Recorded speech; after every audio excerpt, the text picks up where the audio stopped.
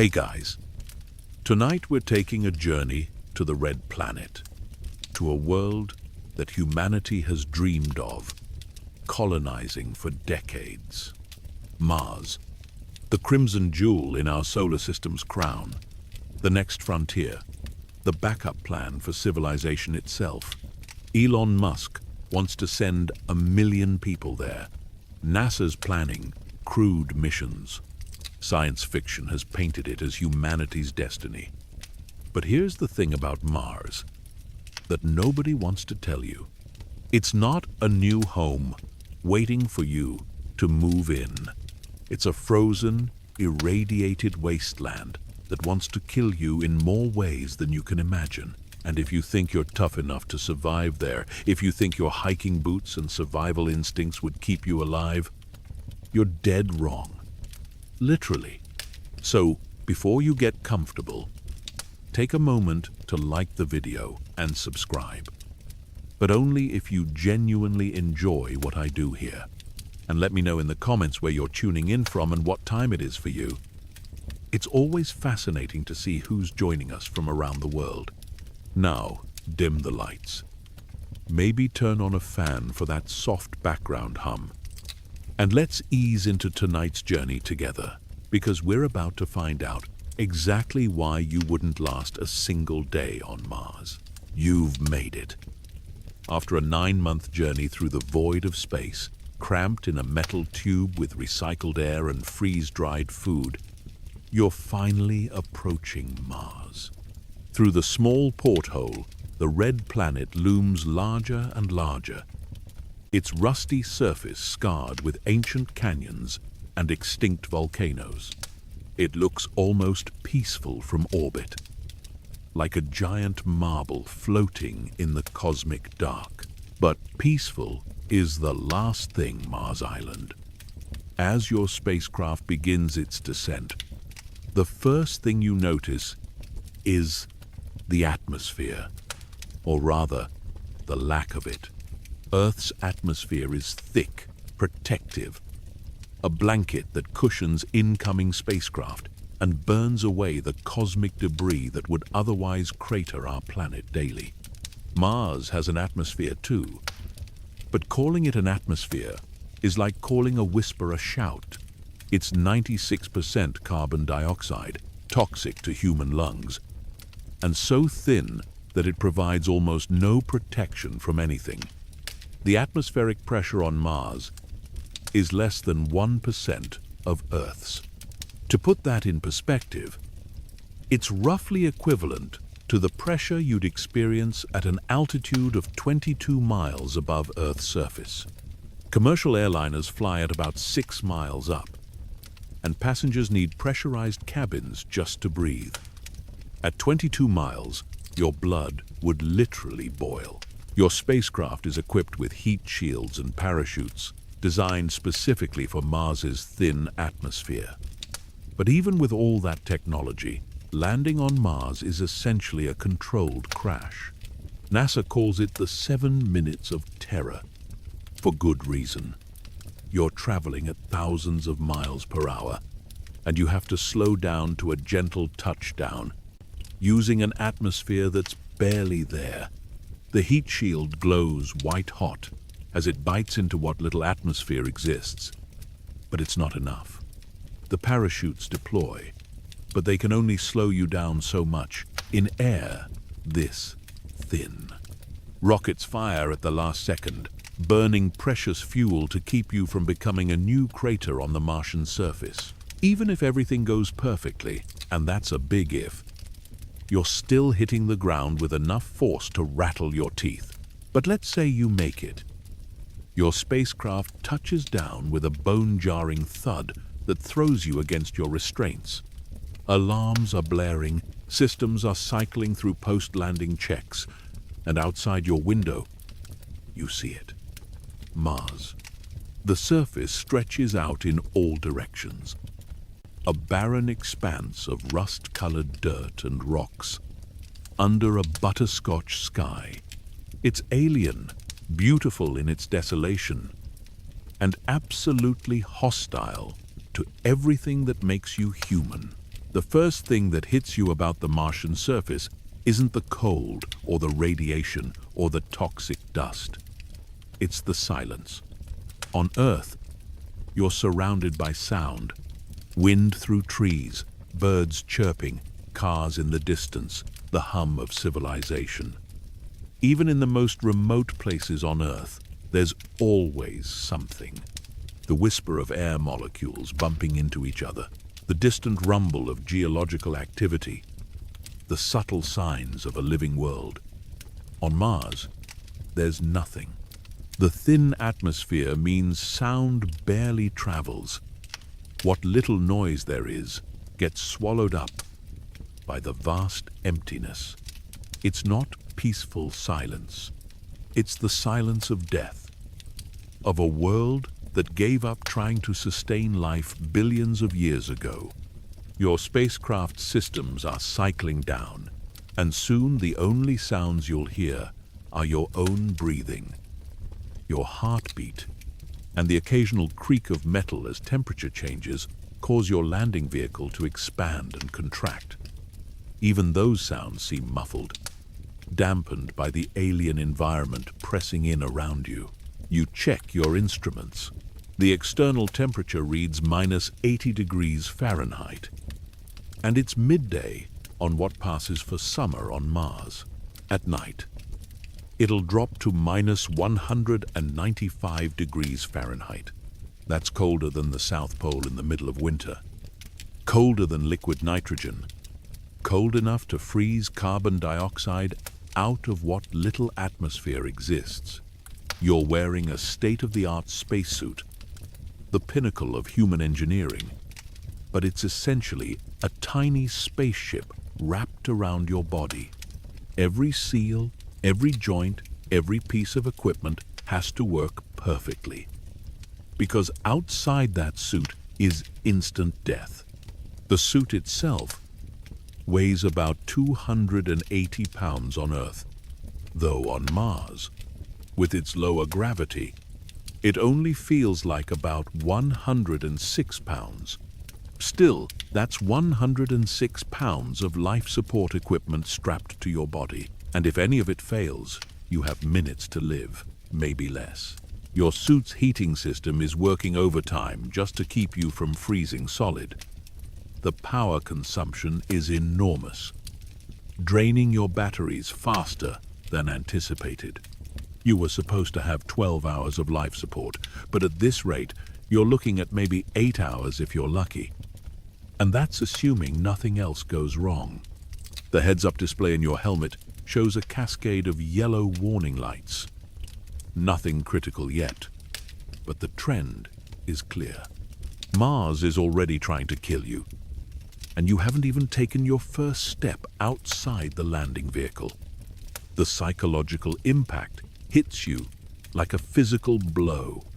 You're 140 million miles from Earth, farther from home than any human has ever been.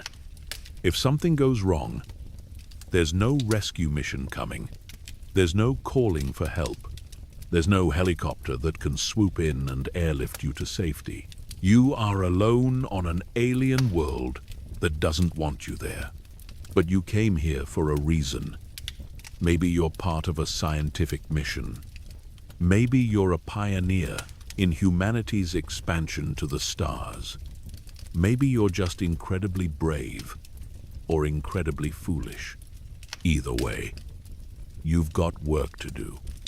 You need to exit the landing vehicle, set up equipment, collect samples, prove that humans can survive on Mars. So you cycle through the airlock, a process that takes precious minutes as the chamber slowly equalizes with the Martian atmosphere, or tries to. The pressure differential is so extreme that the pumps struggle to cope. Finally, the outer door opens, and you take your first step onto the surface of Mars. The ground beneath your feet is unlike anything you've ever experienced. It's not soil in any sense you'd recognize. It's regolith, a fine, powdery dust mixed with larger rocks and pebbles. It's been pulverized by billions of years of meteorite impacts, temperature cycling, and chemical weathering. There's no protection from space debris on Mars, no thick atmosphere to burn up incoming rocks, no magnetic field to deflect cosmic radiation. For 4.5 billion years, Mars has been taking a beating from space, and it shows. Every step you take kicks up a small cloud of dust that hangs in the thin air far longer than it would on Earth. The dust is everywhere, coating everything, getting into every crevice of your equipment. And this isn't ordinary dust. Martian dust is incredibly fine, almost like talcum powder, but it's also highly abrasive and potentially toxic. It's loaded with perchlorates, chemical compounds that are poisonous to humans. On Earth, perchlorates are used in rocket fuel and explosives. On Mars, they're just part of the landscape. The dust clings to everything with an electrostatic charge. It sticks to your suit, to your equipment, to the solar panels that power your life support systems. As the dust accumulates, it reduces the efficiency of your solar panels, meaning less power for heating, life support, and communication. It works its way into seals and joints, causing equipment to wear out faster. It's like being sandblasted in slow motion. Except the sand is toxic, and you can't get away from it. You try to brush the dust off your suit, but it just redistributes, spreading to new areas. Some of it gets kicked up into the thin atmosphere, where it can travel for miles before settling again. You're not just walking through dust, you're creating a dust storm with every step.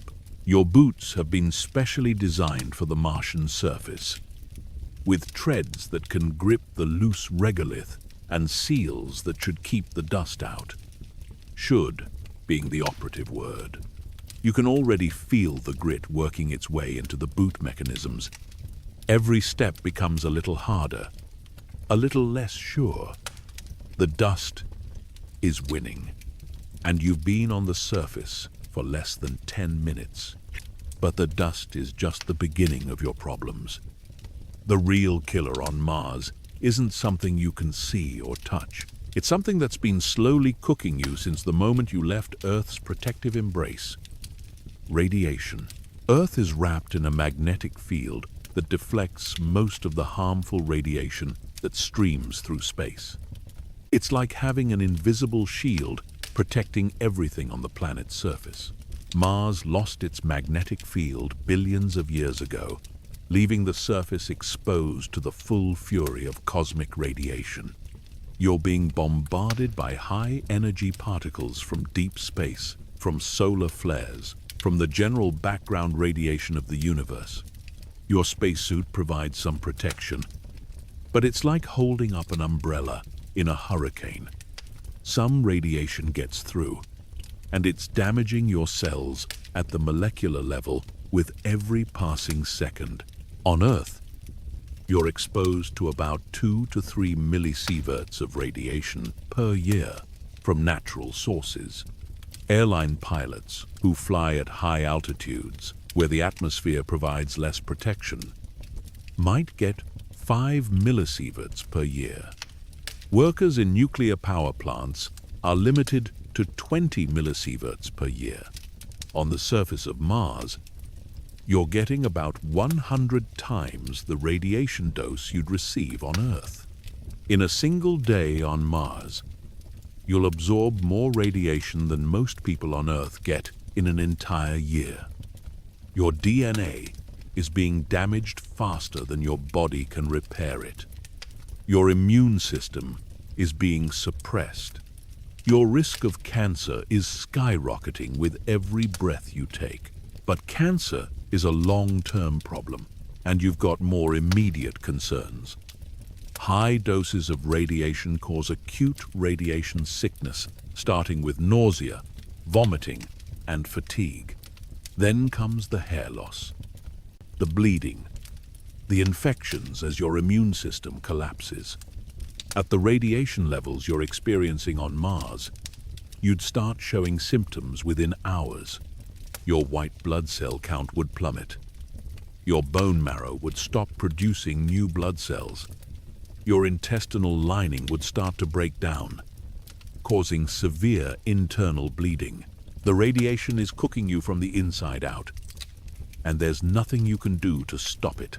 You try not to think about the radiation as you go about your tasks. You're here to do a job. And dwelling on the invisible death rays probably isn't helpful for morale. But it's hard to ignore the dosimeter readings on your suit's display.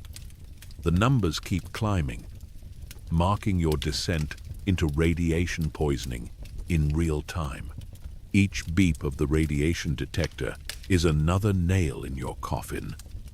Another reminder that this world is fundamentally hostile to human life. The worst part is that you can't feel it happening. Radiation damage is silent, invisible, insidious. You don't feel the DNA strands breaking, the cells dying, the cancer starting to grow. You feel fine, right up until you don't. And by then, it's too late. The damage is done, written into your genetic code in mutations that will echo through whatever remains of your shortened life. You check your mission timeline. You're supposed to be on the surface for 6 hours, collecting samples and setting up scientific equipment. But at the current radiation levels, 6 hours might as well be 6 years. You're already past the point where radiation exposure becomes a serious health concern. Every additional minute on the surface increases your chances of dying from radiation sickness in the coming days and weeks. But let's say you're willing to accept the radiation risk. Maybe you're here on a one-way mission, a pioneer, willing to sacrifice your long-term health for the advancement of human knowledge. You've got work to do, and you're determined to do it. You start setting up the first piece of scientific equipment, a weather monitoring station that will measure temperature, wind speed, humidity, and atmospheric pressure. It should be a simple task, but nothing is simple. On Mars, the equipment was designed to work in Martian conditions, tested in thermal vacuum chambers that simulate the cold and low pressure of Mars. But simulation and reality are two different things. The thin atmosphere means heat transfer works differently here. Equipment that ran perfectly in Earth-based tests starts to malfunction as components reach temperatures they were never designed to handle. The LCD displays on your instruments become sluggish in the cold, then stop working entirely. Batteries drain faster than expected. Seals that were supposed to keep out the Martian atmosphere start to leak. You try to compensate, adjusting settings, rerouting power, improvising solutions with the limited tools and spare parts you brought. But every fix creates new problems. Diverting power from one system to keep another running leaves you with reduced life support capacity. Using spare parts now means you won't have them later when something else inevitably breaks. It's a house of cards, and Mars is shaking the table. The work that should have taken an hour stretches to 2 hours, then 3. Your suit's power reserves are draining faster than anticipated. The heating system is working overtime to keep you from freezing. And the extra power draw is putting strain on all your other systems. Warning lights start appearing on your heads-up display. First yellow, indicating elevated system stress. Then orange, warning of potential failures. You haven't seen red yet, but it's coming. Your hands are starting to go numb despite the suit's heating elements. The cold is seeping through the insulation, through the multiple layers of protection, finding its way to your skin. You try to work faster, but the bulky gloves make fine manipulation difficult.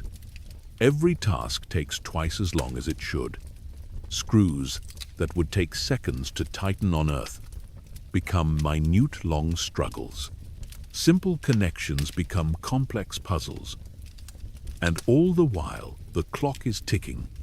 Your power is draining. And Mars is waiting for you to make a mistake.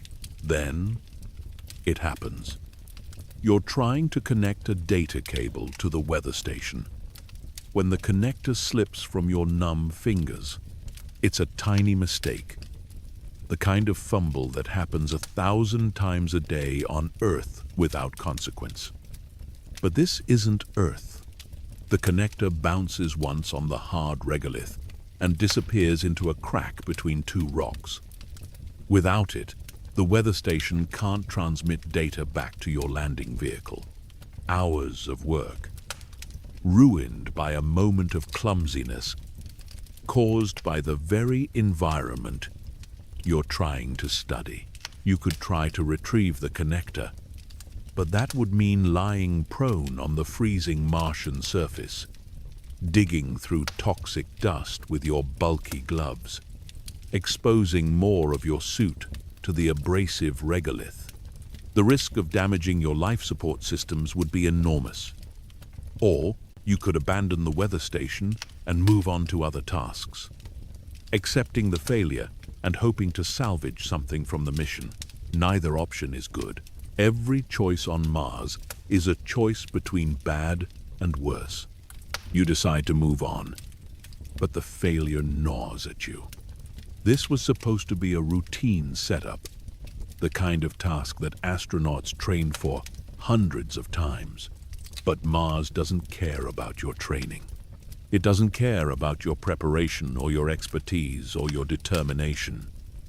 It just keeps throwing problems at you, wearing you down, waiting for the mistake that will kill you. As you trudge across the Martian surface toward your next objective, you notice that the sky is starting to change.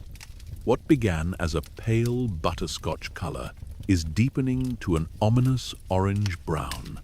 The wind, what little exists in the thin atmosphere, is picking up. The dust that your feet have been kicking up is no longer settling quickly. It's staying airborne, swirling in patterns that speak of atmospheric disturbance. A dust storm is coming. Dust storms on Mars aren't like anything you've experienced on Earth. They can cover the entire planet, lasting for weeks or even months. The dust gets picked up by temperature differentials and low-pressure systems, carried high into the thin atmosphere where it can travel thousands of miles before settling. And once a storm starts, it feeds on itself. The dust in the atmosphere absorbs sunlight, heating the air and creating more wind, which picks up more dust, which blocks more sunlight and creates more temperature differentials. You've studied Martian dust storms, seen the satellite images of massive brown clouds engulfing half the planet. But being caught in one is different from watching it from orbit.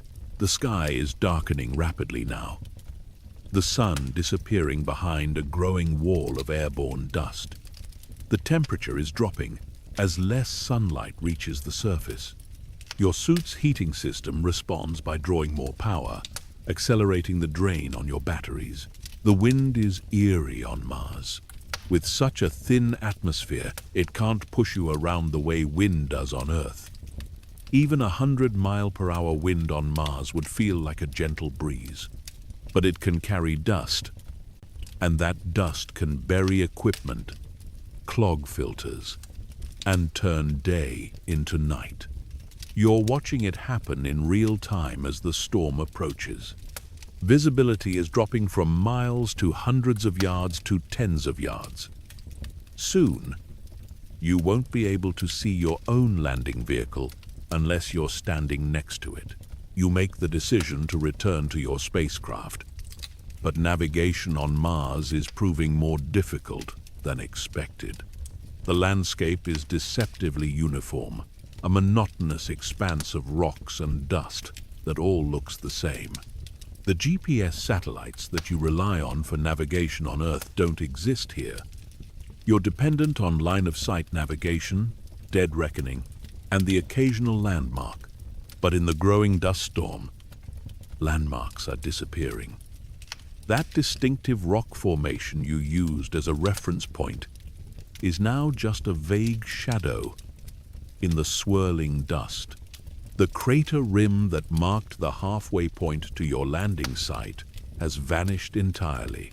Your suit has an inertial navigation system, a collection of gyroscopes and accelerometers that should be able to track your movement and guide you back to your starting point. Should being the operative word again, the system was calibrated for Earth's gravity and magnetic field.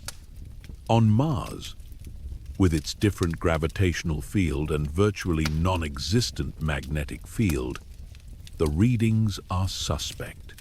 The system thinks you're walking in one direction, but the terrain you're seeing doesn't match the predicted path.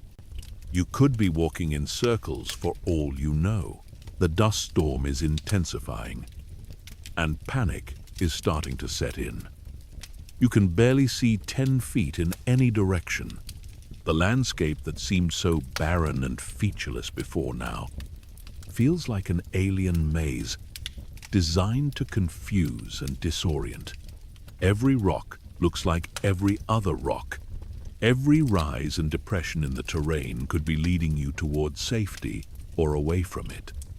The red dust swirls around you like fog, except fog doesn't get into your equipment and slowly destroy it. Your communication system is struggling to maintain contact with your landing vehicle. The dust is interfering with radio transmission, creating static and dropouts. When you do get through, the signal is weak and garbled. You try to call for guidance, but the response is barely intelligible through the interference. You're not just lost, you're lost and alone, with no way to call for help, even though help is supposedly less than a mile away. The storm is affecting your suit systems too.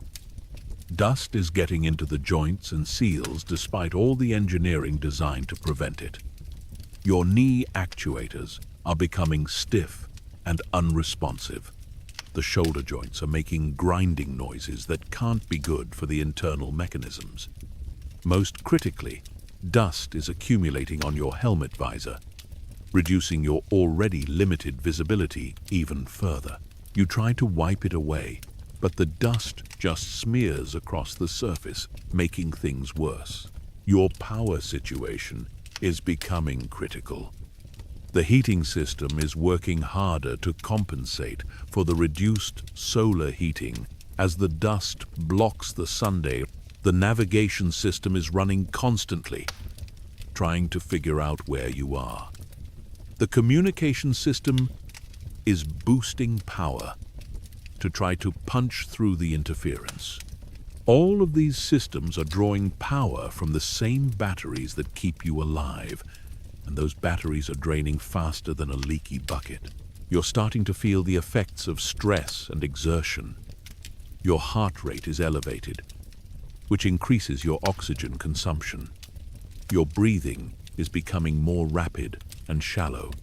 The life support system is working harder to scrub the carbon dioxide from your exhaled breath and provide fresh oxygen, which requires more power, which drains the batteries faster. It's a vicious cycle, and you're trapped in it. Then, through the swirling dust, you see something that makes your blood freeze in your veins. Not your landing vehicle, not salvation, but evidence of just how hostile Mars really is. It's a rock formation, twisted and carved by eons of wind erosion, but it looks disturbingly like a face. a skull grinning at you through the storm. It's just pareidolia, the human tendency to see faces in random patterns. But in your current state of stress and isolation, it feels like Mars itself is mocking you.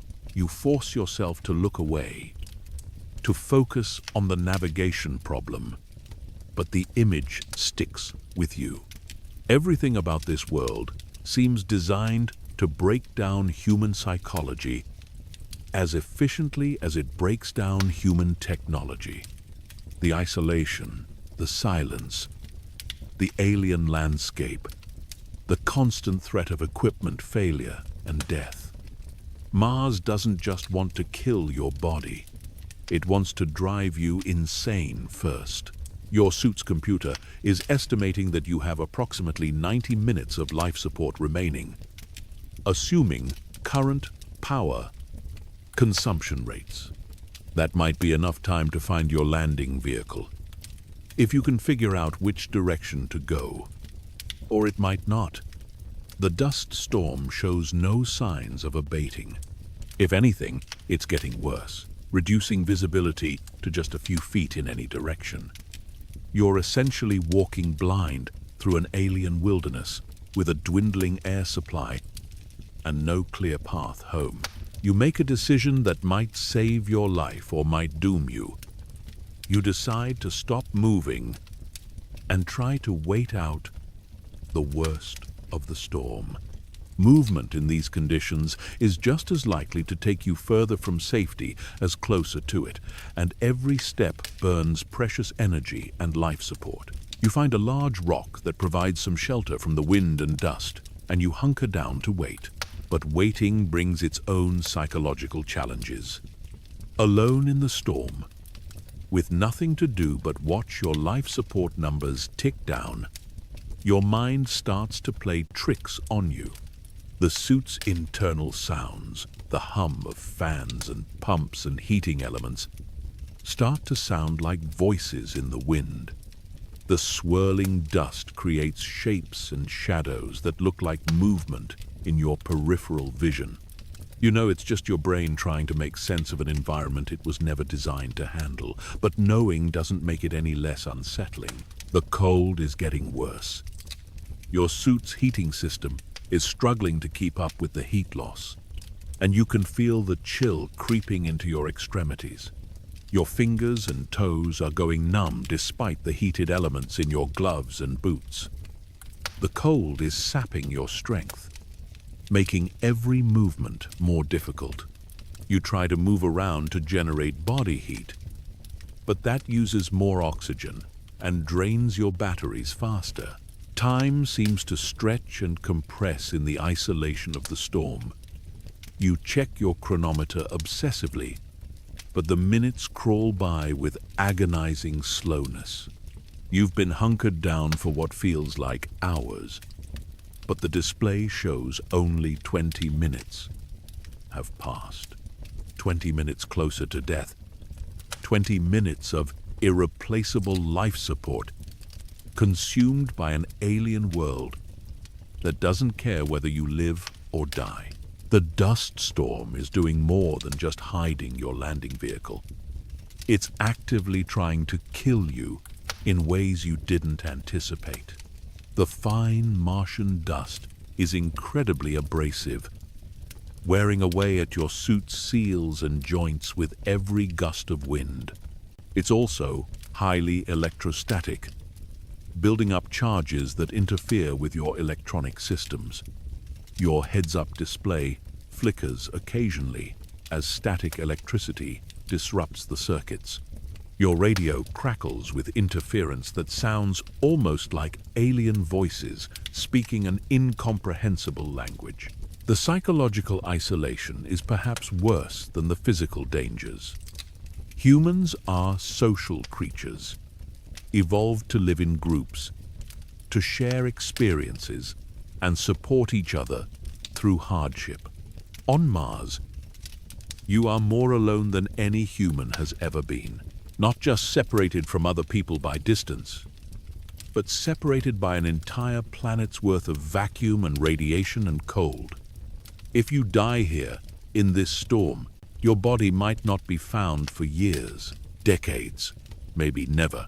You try to stay focused on practical matters, checking your suit systems, monitoring your life support, calculating how much time you have left. But the numbers are all bad. Your power is at 30% and dropping. Your oxygen reserves are adequate for now, but they won't last if you can't get back to your landing vehicle soon. Your heating system is struggling to maintain core body temperature. Warning messages are starting to appear on your display. Yellow alerts about system stress and component degradation. The storm seems to be weakening slightly. Or maybe you're just getting used to the reduced visibility. The wind sounds are less intense, and you can occasionally make out landscape features through the swirling dust.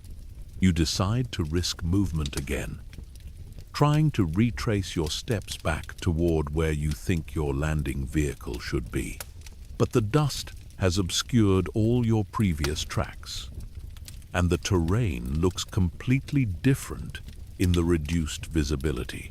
You're gambling with your life on every step. Move in the wrong direction, and you could be walking away from safety into the Martian wilderness. Stay put, and you'll die when your life support runs out. There are no good choices, only choices that might kill you quickly or slowly. You pick a direction that feels right, though you have no rational basis for the decision, and start walking.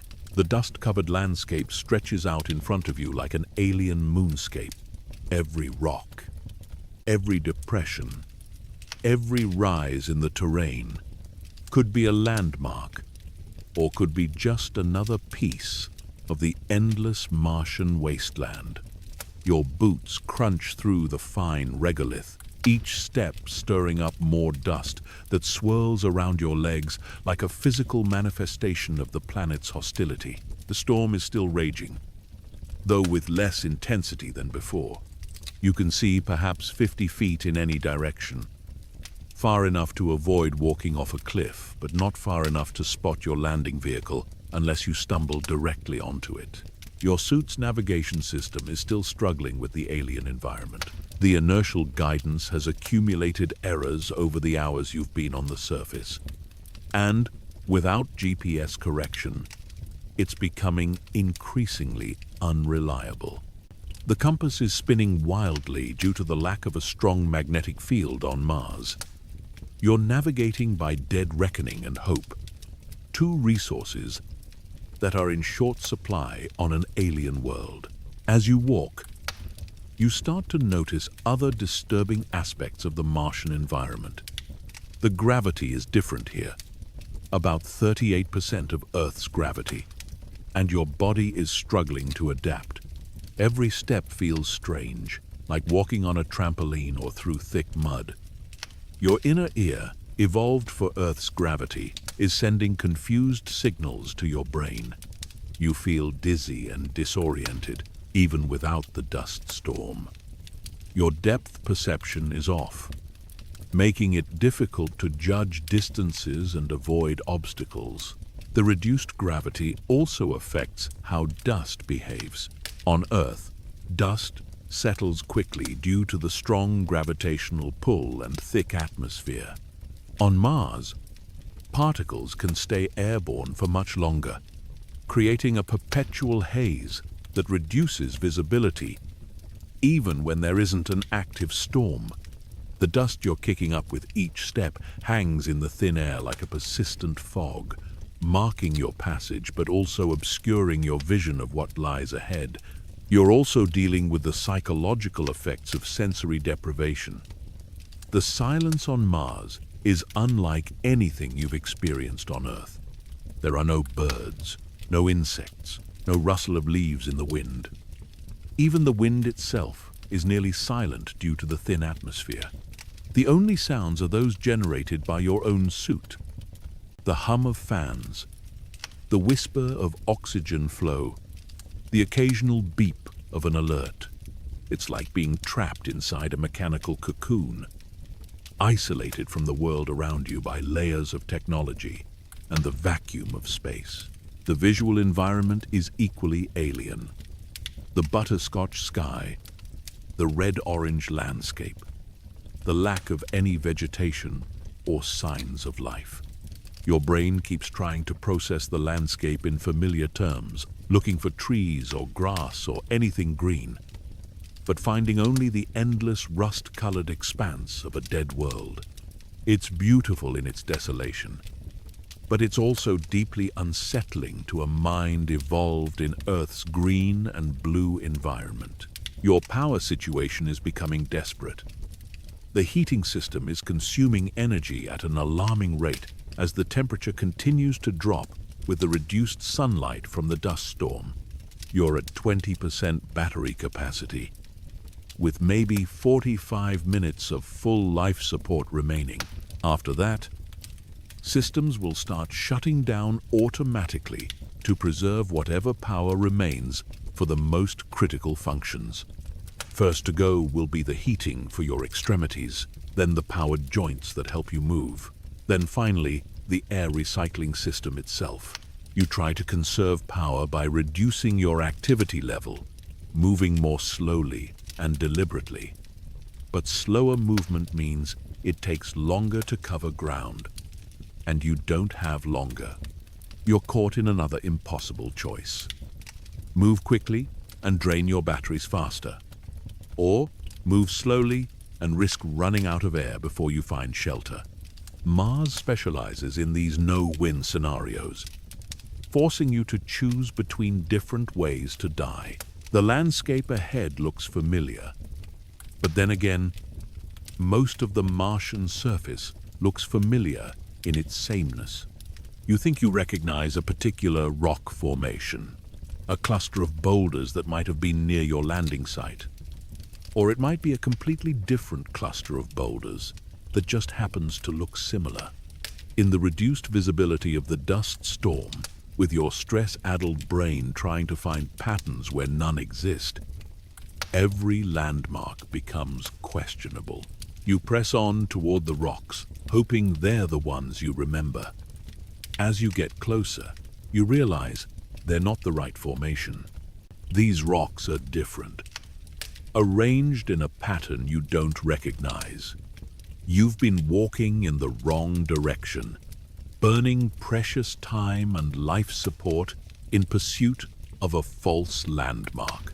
The realization hits you like a physical blow. You're not just lost. You're lost and running out of time, with no idea which direction leads to safety. The temptation to panic is overwhelming. Every instinct screams at you to run, to move faster, to find shelter before your life support fails. But panic will kill you faster than the cold or the radiation or the toxic atmosphere. Panic makes you careless, makes you burn through your remaining resources even faster, makes you more likely to make the kind of mistake that turns a bad situation into a fatal one. You force yourself to stop, to think, to approach the problem systematically, even as your oxygen gauge continues its relentless countdown towards zero. You try to reconstruct your movements since leaving the landing vehicle. You were traveling roughly north when the storm hit. Then you turned what you thought was east when visibility dropped. If you've been walking in the wrong direction for the past hour, then your landing vehicle should be somewhere to the west and south of your current position. It's not much to go on, but it's better than wandering aimlessly through the storm. You adjust your heading and start walking again, each step a gamble against time and the hostile environment. The dust swirls around you like a living thing, finding its way into every crevice of your suit, despite all the engineering designed to keep it out. Your visor is becoming increasingly coated with the fine particles, reducing your already limited visibility even further. You try to wipe it clean, but the abrasive dust just scratches the surface, making the problem worse. Your suit's life support system is starting to struggle. The air recycling unit is working harder to scrub the carbon dioxide from your exhaled breath. The oxygen reserves are dropping faster than optimal, and the water recycling system is showing signs of stress. Everything is interconnected in a spacesuit, and when one system starts to fail, it puts additional strain on all the others. It's like watching a house of cards collapse in slow motion. Except the cards are keeping you alive. The temperature is dropping as the dust storm blocks more sunlight from reaching the surface. Mars is already incredibly cold, and the storm is making it worse. Your suit's heating system is drawing more and more power, accelerating the drain on your batteries. You can feel the cold seeping through the insulation, a creeping numbness that starts in your fingers and toes and works its way toward your core. Hypothermia is just another way Mars is trying to kill you, patient and inexorable. As the march of entropy itself, you stumble over something buried in the dust, a piece of debris that shouldn't be there. For a moment, hope flares in your chest. Maybe it's part of your landing system, a piece of equipment that broke off during the descent. Maybe you're closer to your landing site than you thought. But as you brush away the dust, you realize it's just a rock, worn smooth by eons of wind erosion and shaped by coincidence into something that looks almost artificial. Mars is full of these false hopes, these tricks of light and shadow that tease you with the possibility of salvation before revealing themselves to be just more evidence of the planet's indifference to your survival. The psychological toll of the environment is becoming harder to ignore. You're more isolated than any human has ever been, farther from help than any stranded explorer in Earth's history. If your suit fails, if you run out of power, if you can't find your landing vehicle, you will die on this alien world with no one to witness your final moments. Your body will become part of the Martian landscape, slowly buried by dust and worn away by the endless cycle of temperature changes and radiation bombardment. In a few million years, there might be nothing left to show that you were ever here at all. But you're still alive, still moving, still fighting against the odds. The human spirit is remarkably resilient, capable of enduring hardships that would seem impossible from the comfort of Earth. You've trained for this, prepared for emergencies and equipment failures, and hostile environments. Not specifically for this exact situation, because no training program can prepare you for the full reality of being lost in a Martian dust storm, but you have the skills and knowledge to give yourself the best possible chance of survival. You check your chronometer again. You've been on the Martian surface for over 5 hours, far longer than planned. Your power reserves are at 15% and dropping steadily. The storm shows no signs of clearing, and your visibility remains severely limited. By any rational calculation, your chances of survival are dropping towards zero. But rational calculations don't account for luck, determination, or the countless variables that can tip the balance between life and death in extreme situations. Through the swirling dust, you see something that makes your heart skip a beat. A glint of metal, artificial and wrong, in this natural landscape. It could be debris from your landing, a piece of heat shielding, or a broken antenna. Or it could be your landing vehicle itself, partially obscured by the storm but close enough to reach before your life support fails. You adjust your heading toward the metallic gleam, forcing yourself to move deliberately despite every instinct screaming at you to run. As you get closer, the object resolves into something recognizable. It's not your landing vehicle, but it is artificial. It's a piece of hardware from an earlier mission, a probe or rover that landed on Mars decades ago and has been slowly buried by dust ever since. The discovery is both encouraging and heartbreaking. Encouraging because it proves that human technology can survive on Mars for extended periods. Heartbreaking because it's not the salvation you desperately need. But the presence of the old probe gives you a crucial piece of information. You remember from your mission briefings that earlier landing sites were catalogued and mapped. If you can identify which probe this is, you might be able to determine your location relative to your own landing site. It's a thin hope, but it's something to cling to as your life support continues its inexorable countdown toward failure.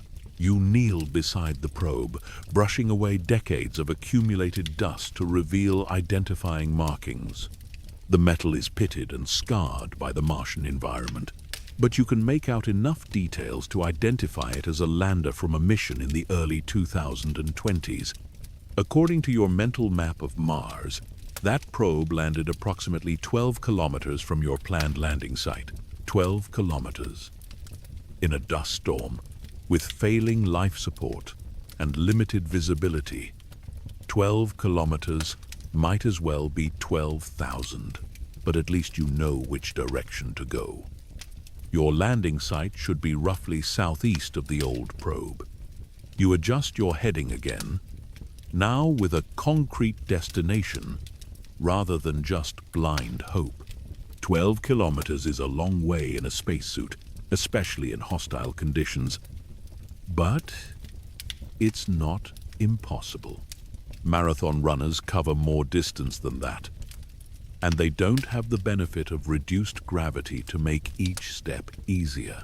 Of course, marathon runners also don't have to worry about freezing to death, suffocating when their air runs out, or being slowly cooked by radiation.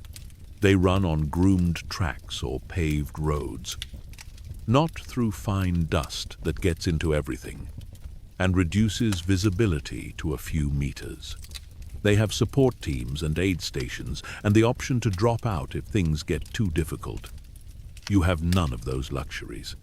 You have a rough direction, a dwindling power supply, and the absolute certainty that stopping means dying. You start walking southeast, using the suit's compass and your own sense of direction to maintain heading. The compass is unreliable due to Mars's weak magnetic field, but it's better than nothing. Every few minutes you check the heading and correct your course, though you have no way of knowing if you're walking in a straight line or wandering in circles. The dust storm continues to rage around you, a wall of moving particles that turns the Martian day into a perpetual twilight. Your power is now at 10%. The suit's computer is starting to shut down non-essential systems to preserve battery life for the most critical functions. The heads-up display dims to conserve energy. The powered joints in your arms and legs reduce their assistance, making movement more difficult. The heating elements in your gloves and boots shut down, and you immediately feel the cold seeping into your extremities. Your fingers and toes go numb within minutes, making it harder to manipulate controls or maintain your balance on the uneven terrain. The landscape you're crossing is treacherous in ways that aren't immediately obvious. Mars is geologically dead, but that doesn't mean the surface is stable. Ancient lava flows have created fields of sharp, jagged rock that can tear your suit if you're not careful. Impact craters, some as small as potholes and others large enough to swallow buildings, dot the landscape like hidden traps. In the reduced visibility of the dust storm, you can't see these hazards until you're almost on top of them. You step carefully, testing each foothold before committing your full weight. A twisted ankle would be inconvenient on Earth, potentially fatal on Mars. A torn suit would be immediately fatal, exposing you to the toxic atmosphere and freezing temperatures. Every step is a calculated risk, balancing the need for speed against the need for caution. Move too slowly, and you'll run out of power before reaching safety. Move too quickly, and you'll make a mistake that kills you instantly. The cold is becoming a serious problem. With the heating elements shut down to conserve power, your core body temperature is starting to drop. Hypothermia affects your judgment and coordination, making you more likely to make mistakes. Your thinking becomes fuzzy, your reactions slower.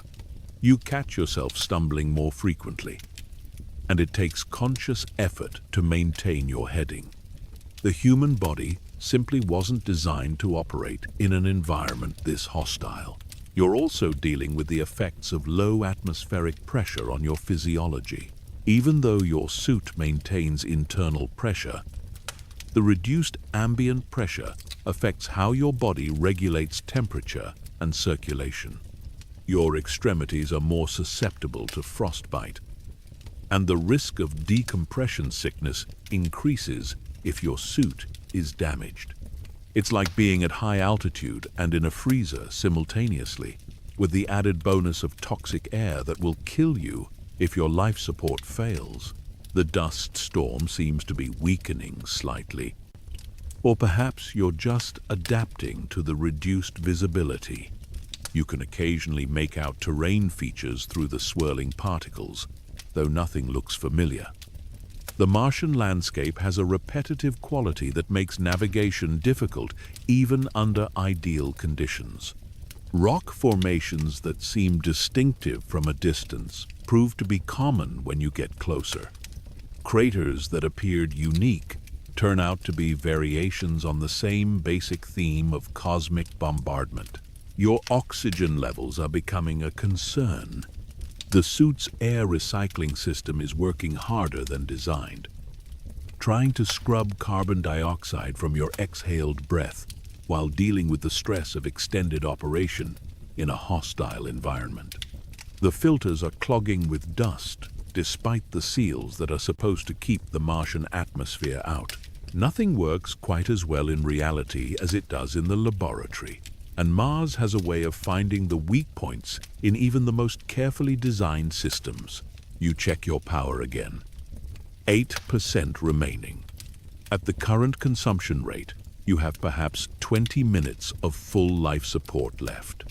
After that, systems will start failing in sequence.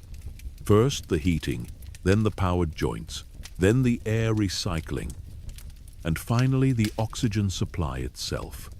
You'll have a few minutes of backup air, enough time to say goodbye to Earth via radio if the communication system is still working, but not enough time to make any significant progress towards safety. The weight of your situation settles on your shoulders like a physical burden. You're probably going to die on Mars, alone and far from home, another casualty of humanity's ambition to explore the cosmos. The thought should be terrifying, but instead you feel an odd sense of peace. You've done everything possible to survive, pushed yourself and your equipment to the limits. If you die here, at least you'll die trying, but you're not dead yet. Through the swirling dust ahead, you see something that doesn't belong in the natural Martian landscape. A geometric shape, too regular to be a rock formation. Your heart pounds as you move closer, hope and fear warring in your chest. It could be your landing vehicle, salvation, just when you need it most. Or it could be another piece of debris, another false hope in a landscape full of them. As you approach, the shape resolves into something unmistakably artificial. Solar panels, communication equipment, the distinctive profile of human technology. But it's not your landing vehicle. It's another probe, more recent than the first one you found, but still years old and partially buried by Martian dust. The disappointment is crushing, a physical weight that threatens to drive you to your knees. You were so close to hope, so ready to believe that your ordeal was over. But this second probe provides more valuable navigation information. If you can identify it and correlate its position with your mental map of Mars, you might be able to triangulate your location more accurately. You brush away the dust covering the probe's identification markings, working quickly because every second spent here is a second of precious life support consumed. The markings identify it as a rover from a mission in the mid-2020s, part of a series of exploratory vehicles sent to map the Martian surface and search for signs of past or present life. According to your mission briefings, this rover operated in a region about 8 kilometers from your landing site. 8 kilometers is still a considerable distance in your current situation, but it's better than 12 kilometers. You're getting closer to safety. Assuming your calculations are correct and your landing vehicle is still where you left it, you plot a new heading based on the rover's known position and your estimated location of the landing site. The direction takes you up a slight rise in the terrain, which should give you a better view of the surrounding area once you reach the top. If the dust storm clears even slightly, you might be able to spot your landing vehicle from the higher elevation. It's another gamble, spending precious time and energy to climb the hill instead of taking the most direct route. But sometimes, the longest way around is the shortest way home. The climb is harder than expected. The reduced gravity on Mars means you weigh less, but it also means you have less traction. Your boots slip in the fine regolith, and you have to use your hands to steady yourself on the rocks. Each step requires careful planning and execution. The powered joints in your suit are operating at reduced capacity to conserve battery life, making movement more difficult. Your breathing becomes labored, and you can hear the life support system working harder to keep up with your increased oxygen consumption. Halfway up the slope, disaster strikes. Your foot slips on a piece of loose rock, and you fall backward onto the sharp Martian terrain.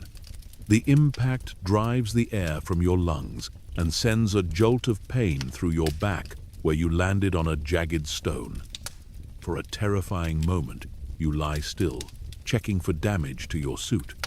A puncture or tear would mean immediate death, and the rocks here are sharp enough to cut through the protective fabric if you landed wrong.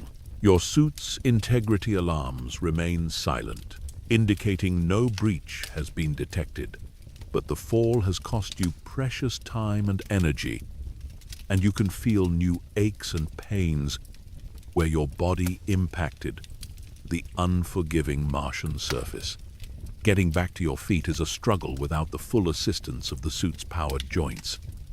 Every movement is deliberate and exhausting, like trying to exercise while wearing a heavy winter coat.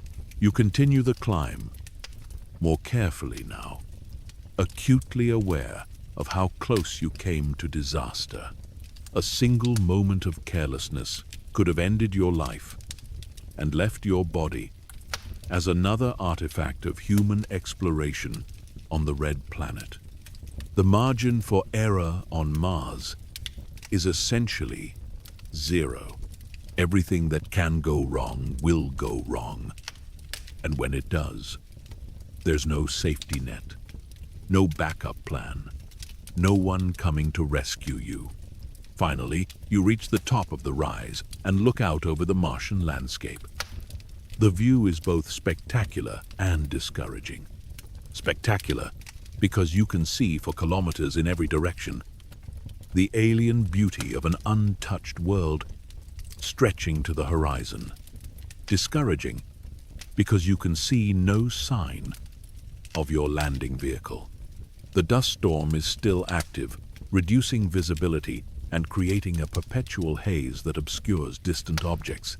Your salvation could be just beyond the range of visibility, or it could be in the completely wrong direction. Your power level has dropped to 6%. You're now in the final phase of your suit's emergency operation. Non-essential systems are shutting down automatically. The heads-up display has dimmed to almost nothing to conserve energy. The communication system has reduced power to minimum levels, meaning you can no longer reach your landing vehicle by radio even if you were close enough for line-of-sight transmission. You're running on fumes, and the fumes are almost gone. You stand on the hilltop, surveying the alien landscape and trying to decide which direction offers the best chance of survival. To the southeast, the terrain is relatively flat and easy to traverse, but there's no sign of your landing vehicle in that direction. To the south, you can make out what might be the edge of a large crater, which could be the one near your landing site. To the southwest, the landscape becomes more rugged and broken, offering places to hide from the storm, but also opportunities to get lost or injured. The decision has to be made quickly. Every minute you spend on the hilltop is a minute of life support consumed without getting closer to safety. You choose the south, toward what you hope is the crater near your landing site. It's based more on intuition than science, a gut feeling that you're heading in the right direction. On Mars, sometimes gut feelings are all you have. The descent from the hill is treacherous in different ways than the climb. Gravity, even Mars's reduced gravity, wants to pull you down faster than you can control. The loose regolith shifts under your feet, threatening to send you tumbling down the slope. A fall here would be even more dangerous than the one you experienced on the way up, with the potential for a longer tumble and more severe impact damage. You pick your way down carefully, using the rocks for handholds and testing each step before committing your weight. The dust storm continues to swirl around you, making it difficult to see the terrain clearly. What looks like solid ground might be a thin crust over a hidden crevice. What appears to be a gentle slope might end in a cliff face. Mars specializes in these visual deceptions, using the uniform color and texture of its surface to hide dangers until it's too late to avoid them. Your power is now at 4%. The suit's computer is warning you that critical system shutdown is imminent. In a few minutes, the life support will begin failing in sequence. First, the air recycling will reduce efficiency, allowing carbon dioxide to build up in your breathing mixture. Then the oxygen supply will be cut to emergency levels. Finally, the pressure regulation will fail, and your suit will slowly leak air into the Martian atmosphere. You have perhaps 10 minutes of full functionality left, maybe 15 if you're lucky, and the power consumption estimates are pessimistic. It's not enough time to walk to safety unless safety is very close indeed.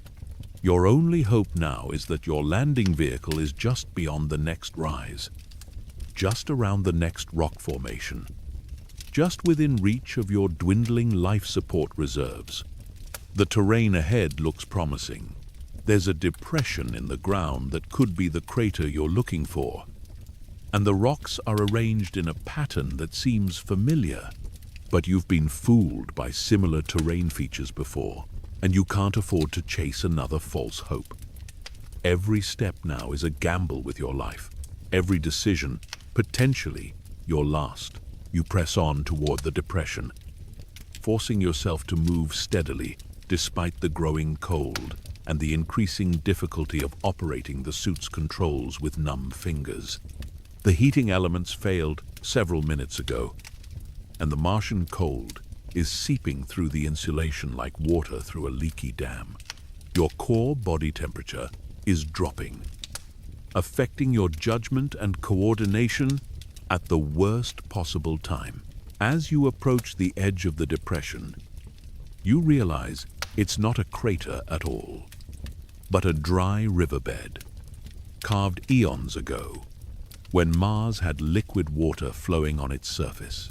The discovery is scientifically fascinating and personally devastating. You're not where you thought you were, and you have no idea which direction to go from here. Your mental map of the landing area is useless if you can't establish your current position.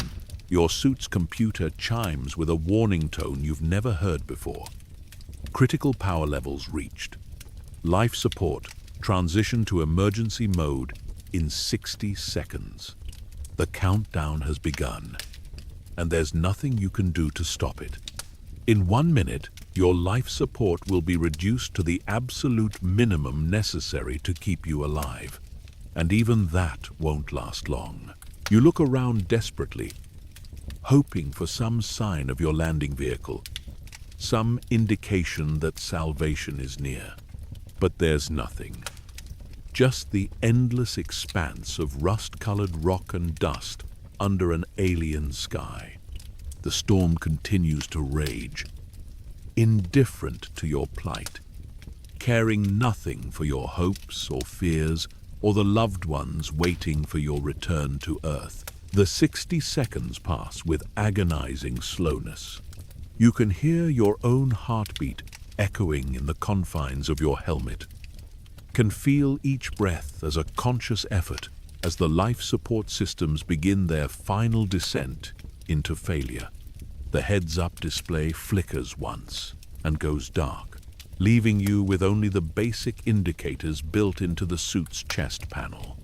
The air recycling system shifts to emergency mode, and you can immediately taste the difference as carbon dioxide begins to build up in your breathing mixture. Your oxygen reserves are limited to what's stored in the emergency tanks, perhaps 20 minutes of air, if you remain calm and don't exert yourself. But remaining calm is difficult when you're dying alone on an alien world. And not exerting yourself means accepting death without a fight. The human spirit rebels against such passive surrender, demanding action, even when action is futile. You continue walking south, no longer following any plan or navigation strategy, just moving because movement feels like hope, even when hope is gone. Each step is an act of defiance against the hostile universe, a declaration that you will not go quietly into the Martian night. Your breathing is becoming more labored as the carbon dioxide builds up in your suit. But you push forward, driven by stubborn refusal to accept defeat. The landscape ahead shimmers in the dust-laden air, creating mirages and false images that tease your oxygen-starved brain. You see structures that aren't there, vehicles that exist only in your imagination, signs of rescue that vanish when you approach. Mars is playing its final cruel trick, offering phantom salvation to a dying explorer. But then, through the swirling dust and the fog of hypoxia, you see something that doesn't vanish when you blink. Something solid and metallic and undeniably real. Your landing vehicle, partially buried by the storm but intact, and waiting for you like a faithful dog. It's close, impossibly close, maybe 100 meters away across relatively flat terrain. You stumble toward it, no longer caring about conserving energy or protecting your equipment. Your oxygen reserves are nearly depleted, and each breath is a struggle against the rising carbon dioxide levels in your suit. But the landing vehicle is there, real and solid, and offering the possibility of survival if you can reach it before your life support fails completely. The final 100 meters are the longest of your life. Each step is an enormous effort. Your oxygen-starved muscles screaming in protest. Your vision is starting to tunnel, and dark spots dance at the edges of your sight. The emergency oxygen is almost gone, and you can hear the life support system's final warning tones echoing in your helmet. But you keep moving, driven by the primitive survival instinct that has carried humanity through countless challenges. 50 meters, 25 meters, 10 meters, and finally, your gloved hand touches the familiar metal surface of your landing vehicle. The first sign of safety you've encountered since stepping onto the Martian surface hours ago. The airlock cycle seems to take forever, but it's actually functioning faster than designed, recognizing the emergency situation and prioritizing speed over safety protocols. As the inner door opens and you stumble into the pressurized cabin, you're finally able to remove your helmet and breathe air that doesn't taste of carbon dioxide and desperation. You've survived your first day on Mars, but just barely. The experience has taught you the fundamental truth about the Red Planet that no amount of training or preparation can fully convey. Mars doesn't want you there. Every breath you take, every step you make, every system you rely on is an act of defiance against a world that is fundamentally hostile to human life. And this was just the beginning. You have samples to collect, experiments to conduct, equipment to deploy. You have days or weeks more to spend on this alien world, each one bringing new challenges and new opportunities for disaster. The dust storm that nearly killed you is just one of many hazards you'll face. There's the radiation slowly cooking your cells, the toxic soil that will contaminate everything it touches, the equipment failures that are inevitable in such a harsh environment. But for now, you're alive, breathing recycled air in a pressurized cabin while the Martian storm rages outside. You've learned respect for this world, understanding that Mars gives no quarter to human ambition. Every moment of survival is a victory hard-won against impossible odds. As you sit in your landing vehicle, monitoring the storm outside and checking your equipment for damage, you realize that surviving on Mars isn't just about technology or training or preparation. It's about accepting that you're a visitor in a realm that doesn't recognize your right to exist. Every day on Mars is borrowed time. Every breath, a gift from the hostile universe. But your ordeal is far from over. In fact, the dust storm was just Mars's opening gambit, a gentle introduction to the planet's capacity for cruelty. As you rest in the temporary safety of your pressurized cabin, new problems are already developing, growing like cancer in the systems that keep you alive. The dust that nearly killed you outside is now inside your landing vehicle, brought in on your suit during the emergency airlock cycle. It's impossibly fine, like powdered glass, and it's getting into everything. Your air filtration system, designed to handle the occasional particle, is struggling with the massive influx of Martian dust. The filters are clogging faster than anticipated, reducing airflow and putting strain on the circulation fans. But it's not just the mechanical problems. The dust is toxic, loaded with perchlorates that can cause thyroid problems, neurological damage, and cancer with prolonged exposure. And you've been breathing it for the past several hours. Despite your suit's filtration systems, the perchlorates are now in your lungs, in your bloodstream, beginning their slow work of poisoning your body from the inside. You try to clean the dust from your equipment, but it's like fighting entropy itself. The more you brush and wipe, the more it seems to spread. It's electrostatically charged, clinging to every surface with stubborn persistence. It gets into the joints of your suit, the seals of your equipment containers, the delicate electronics that control your life support systems. Each grain is a tiny saboteur, working to break down the technology that stands between you and death. Your water recycling system is already showing signs of contamination. The dust has gotten into the input filters, and the chemical composition is throwing off the purification process.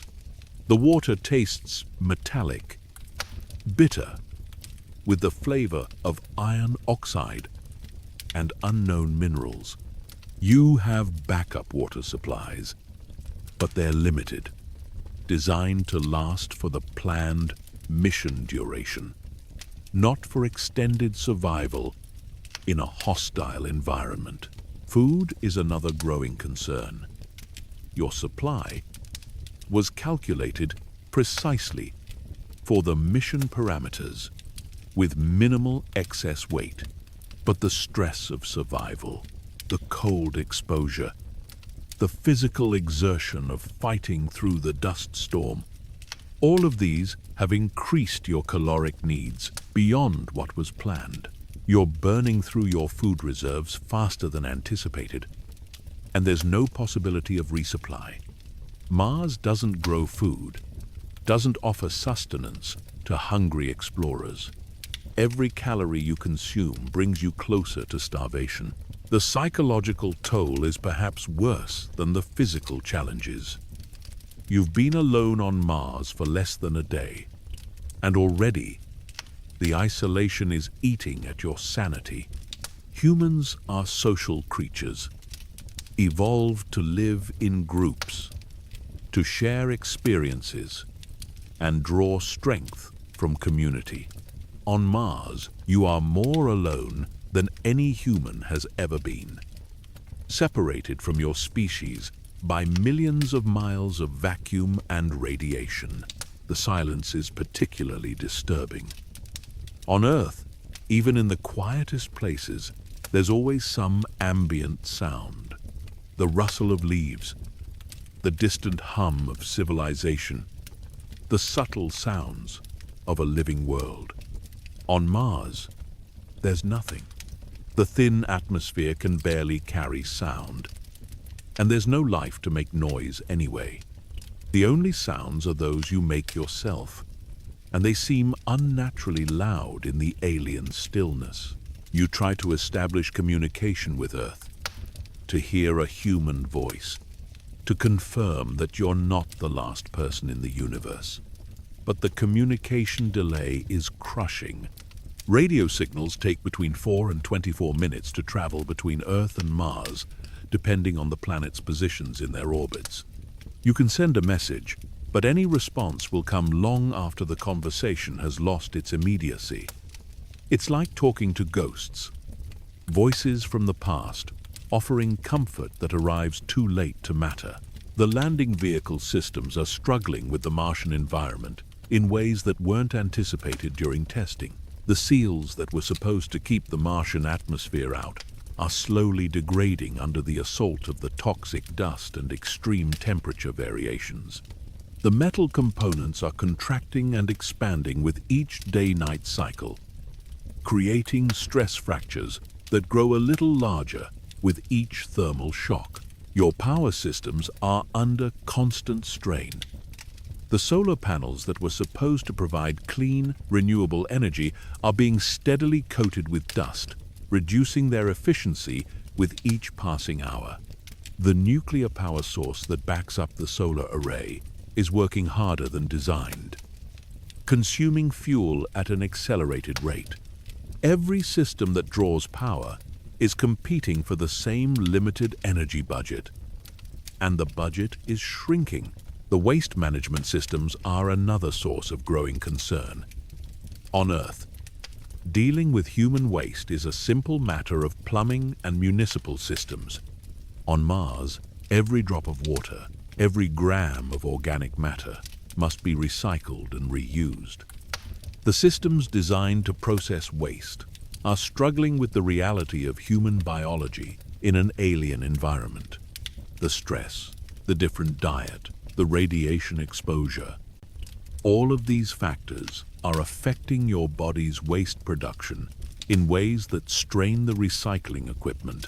You're also dealing with the medical implications of extended Mars exposure. The radiation you've absorbed during your time on the surface is already beginning to affect your immune system. Your white blood cell count is dropping, making you more susceptible to infections. Any cut, any bruise, any minor injury becomes a potential source of life-threatening sepsis. And there's no hospital on Mars, no emergency room, no surgeon who can operate if something goes seriously wrong. The bone loss is another insidious problem. Mars's reduced gravity means your bones and muscles don't have to work as hard to support your weight. It sounds like a benefit, but it's actually a curse. Without the constant stress of Earth's gravity, your bones begin to lose calcium, becoming brittle and weak. Your muscles atrophy, losing mass and strength. Astronauts on the International Space Station experience these effects after months in microgravity. On Mars, with its partial gravity, the process is slower, but still inexorable. Your sleep is constantly disrupted by the alien environment. The day-night cycle on Mars is slightly longer than Earth's, about 24 hours and 37 minutes. It doesn't sound like much, but it's enough to throw off your circadian rhythms, leaving you tired and disoriented. The temperature variations don't help. Even inside your insulated cabin, you can hear the metal creaking and popping as it expands and contracts with the dramatic temperature swings. The dreams, when they come, are filled with images of home. Green grass, blue skies, the smell of rain on summer pavement. You wake from these dreams to the harsh reality of rust-colored dust and butterscotch skies. And the contrast is like a physical blow. Homesickness becomes a constant ache, a longing so deep it feels like grief for the living world you left behind. As the storm finally begins to clear outside, you prepare for another venture onto the Martian surface. Your suit has been damaged by the previous expedition, seals compromised by the abrasive dust, joints stiffened by the temperature extremes.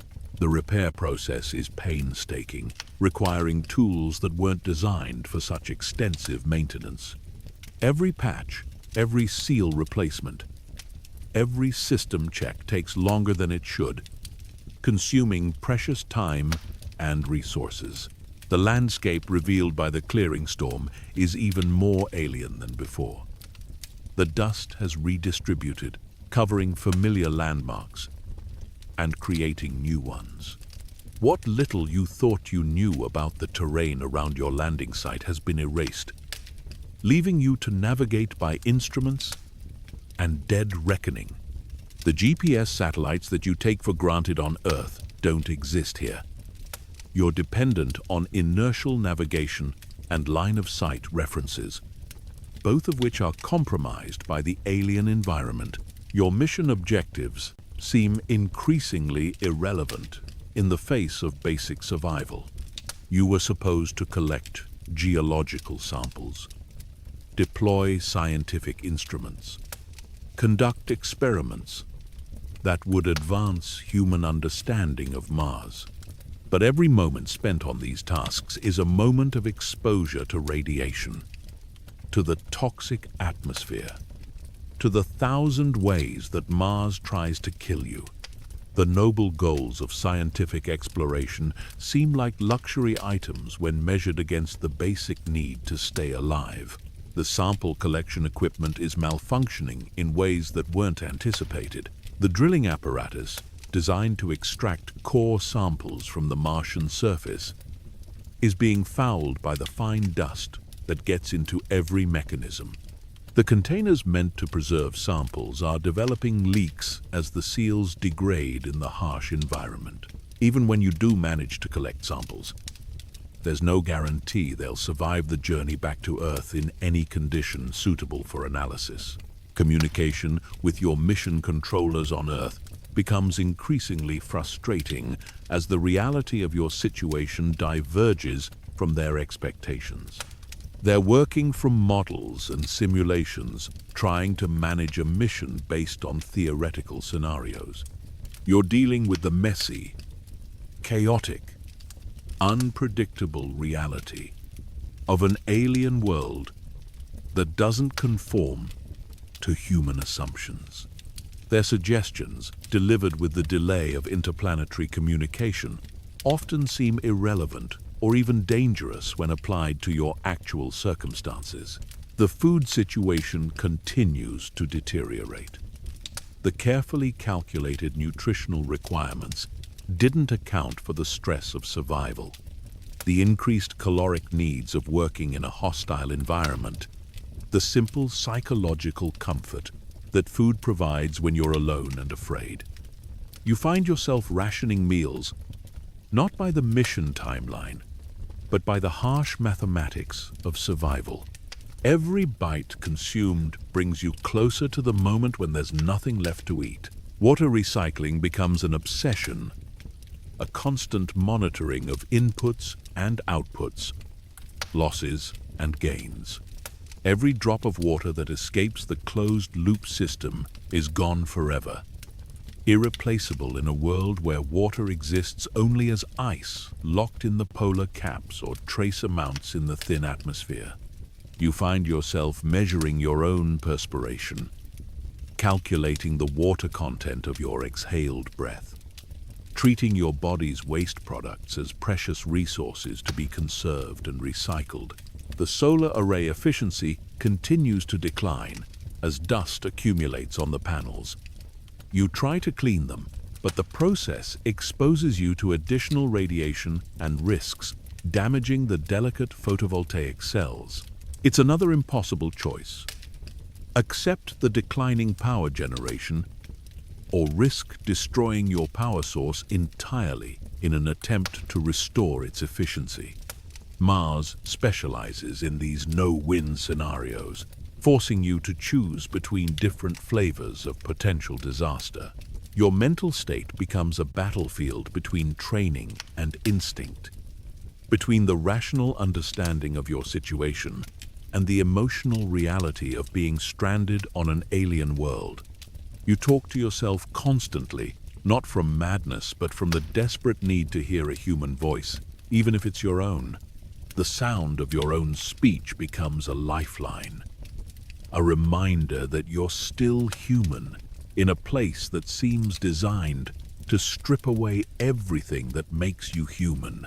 The equipment failures cascade in ways that no mission planner anticipated. When one system fails, it puts additional stress on the backup systems, which weren't designed to operate as primary systems for extended periods. The backup to the backup is often just hope and improvisation. Jury-rigged solutions that might work long enough to matter or might fail catastrophically at the worst possible moment. You become obsessed with efficiency, measuring every action against its energy cost, its resource consumption, its risk of failure. Opening a food container becomes a calculated decision. How much energy will the heating element consume? How much water will be lost to the atmosphere during preparation? What are the chances that the heating element will fail, leaving you with frozen provisions that your body can't digest? Every aspect of survival becomes a complex optimization problem with no clear solution. The radiation continues its invisible assault on your body. You can't feel the damage being done, can't see the DNA strands breaking, can't hear the cancer beginning to grow in your cells. The dosimeter readings climb steadily, marking your descent into radiation poisoning. with mechanical precision. You know that every hour on the Martian surface brings you closer to acute radiation syndrome. But the knowledge is abstract, theoretical. The real damage is being done at the cellular level, too small to perceive, but too important to ignore. Sleep becomes elusive, a luxury that the hostile environment rarely permits. The constant stress of survival keeps your nervous system in a state of high alert, ready to respond to threats that might emerge at any moment. Even when exhaustion finally overwhelms vigilance, your dreams are filled with equipment failures, hull breaches, and the slow suffocation of breathing recycled air that grows thinner with each breath. The waste heat from your life support systems creates its own problems. The excess thermal energy has to go somewhere. And on Mars, with its thin atmosphere and lack of convective cooling, getting rid of heat is almost as difficult as generating it.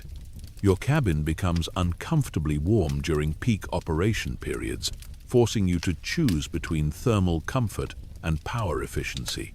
Sweating increases your water loss, putting additional strain on the recycling systems.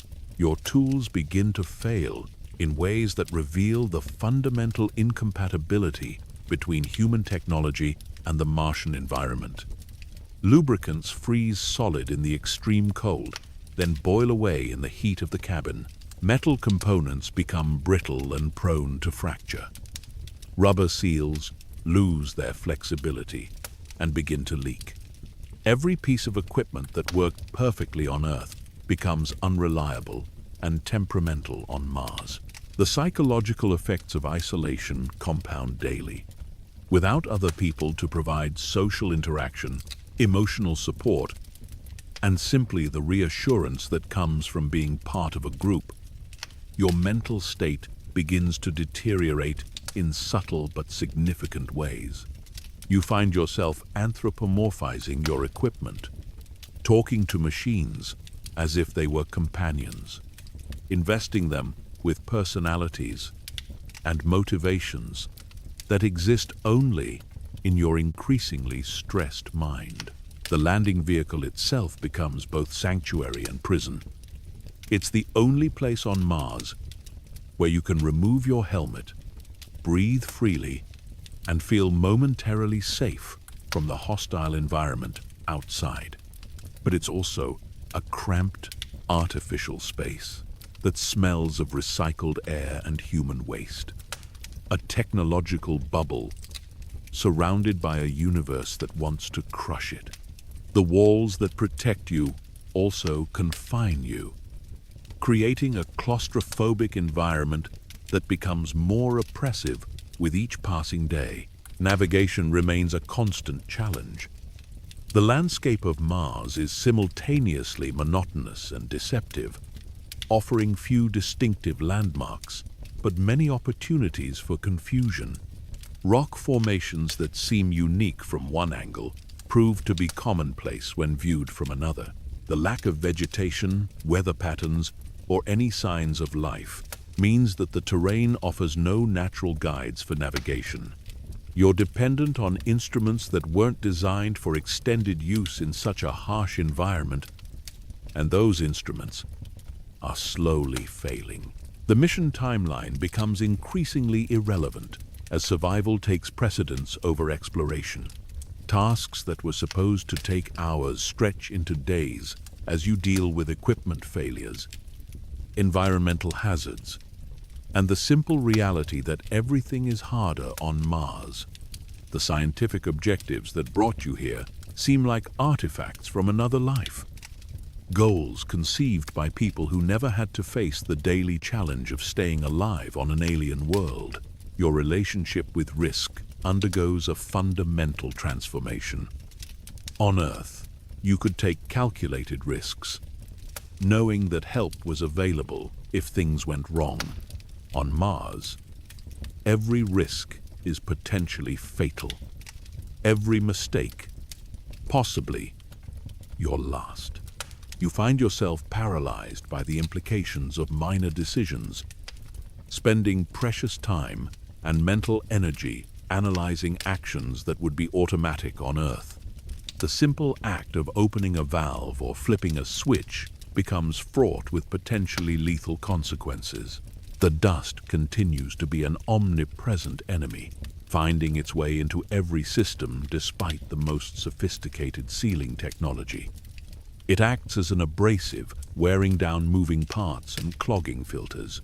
It carries an electrostatic charge that disrupts electronic systems. It's potentially toxic to human health, and it's impossible to avoid. Every surface, every piece of equipment, every breath you take is contaminated with the dust of Mars. Your body's response to the alien environment creates new challenges that no amount of training could have prepared you for. The radiation exposure affects your sleep patterns, your appetite, your ability to think clearly. The low gravity creates subtle changes in your sense of balance and spatial orientation. The recycled air, despite all the technology designed to keep it fresh, begins to taste stale and metallic. Your digestive system struggles to process food in the stressful environment, leading to nausea and reduced nutrient absorption. As the days pass, you realize that survival on Mars isn't just about having the right equipment or the proper training. It's about accepting that you're fighting a war of attrition against a planet that has all the time in the universe and unlimited patience. Every day you survive is a victory, but it's also a day closer to the inevitable moment when your resources run out, your equipment fails beyond repair, or your body finally succumbs to the accumulated damage of living in an environment that was never meant to support human life. The communication lag with Earth becomes a source of profound frustration and loneliness. By the time your distress calls reach home, your situation may have changed completely. By the time advice and encouragement arrive from Earth, you may be facing entirely different challenges. You're essentially on your own, making life and death decisions without the benefit of real-time consultation with experts who understand your systems and your situation. Your understanding of time begins to warp under the stress of survival. Minutes feel like hours when you're fighting to repair a critical system. Hours disappear in what feels like moments when you're focused on a complex task. The longer Martian day throws off your circadian rhythms, leaving you perpetually jet-lagged and disoriented. Sleep deprivation compounds the effects of radiation exposure and stress, creating a downward spiral of deteriorating physical and mental performance. The temperature extremes create a constant battle for thermal equilibrium. Your life support systems have to work overtime to maintain a habitable temperature inside your suit and your cabin, burning through power and wearing out components faster than anticipated. The thermal cycling also stresses every material and joint in your equipment, creating metal fatigue and seal failures that compound over time. Food becomes not just nutrition but psychological comfort, a reminder of home and humanity in a world that offers neither. The carefully engineered meals, designed for optimal nutrition and minimal weight, taste like cardboard and despair. You find yourself fantasizing about simple pleasures: a fresh apple, a glass of cold water, a sandwich made with bread that doesn't taste like recycled air and preservatives. The medical challenges multiply as your mission extends beyond its planned duration. Without access to diagnostic equipment beyond basic vital signs monitoring, you can't know the extent of the radiation damage being done to your body. You feel fine, but radiation damage is insidious, often symptomless until it reaches critical levels. Every headache could be the beginning of radiation sickness. Every bout of nausea could signal the start of acute radiation syndrome. Your waste management systems, never designed for extended operation under such stressful conditions, begin to show signs of strain. The biological processes that break down waste products are affected by the stress, the radiation, and the artificial environment. The recycling efficiency drops, meaning more waste accumulates and less water is recovered. It's another positive feedback loop of degradation, each problem making the others worse. The psychological toll of constant vigilance begins to wear you down. On Earth, you can relax, let your guard down, trust that the environment won't try to kill you while you sleep. On Mars, relaxation is a luxury you can't afford. Every moment requires attention to life support systems, environmental conditions, equipment status. The mental fatigue of constant alertness becomes as debilitating as physical exhaustion. The landscape outside your cabin windows becomes simultaneously familiar and alien. You know every rock within sight of your landing area, but they never look welcoming or safe. They're just obstacles in a hostile landscape, markers in a world that doesn't want you there. The beauty of Mars, its stark grandeur and otherworldly vistas, becomes harder to appreciate when every view includes a reminder of how far you are from anything that could be called home. Your tools and equipment take on personalities as isolation affects your psychology. The life support system becomes a faithful companion, working tirelessly to keep you alive. The communication array becomes a temperamental friend, sometimes connecting you to Earth and sometimes leaving you alone with your thoughts. The heating unit becomes a guardian against the cold, fighting a constant battle against the thermal emptiness of space. As your resources dwindle and your equipment degrades, you face the stark reality that Mars has shown you. This planet defeated you, not through dramatic disaster, but through the slow, patient accumulation of 1,000 small failures. Death on Mars doesn't come as a sudden calamity, but as the inevitable result of fighting a war of attrition against a world that has all the advantages. The Red Planet has taught you the ultimate lesson about human ambition and the cosmos. We are not the masters of space, conquering new worlds through technology and determination. We are visitors in a universe that is fundamentally hostile to life. Survivors clinging to fragile islands of habitability in an ocean of death. Mars tolerates our presence temporarily, but it never welcomes us, never becomes home, never stops trying to kill us in ways both obvious and subtle. Every breath you take on Mars is borrowed time. Every heartbeat, a defiance of the natural order. The Red Planet doesn't care about your dreams of colonization, your scientific curiosity, or your pioneering spirit. It judges you only by your ability to survive in an environment that evolution never prepared you for. Using technology that was designed by people who never had to bet their lives on its reliability. And in the end, that's the truth about Mars that no amount of training or preparation can convey. It's not a world waiting to be terraformed into Earth's image. It's not a backup planet for human civilization.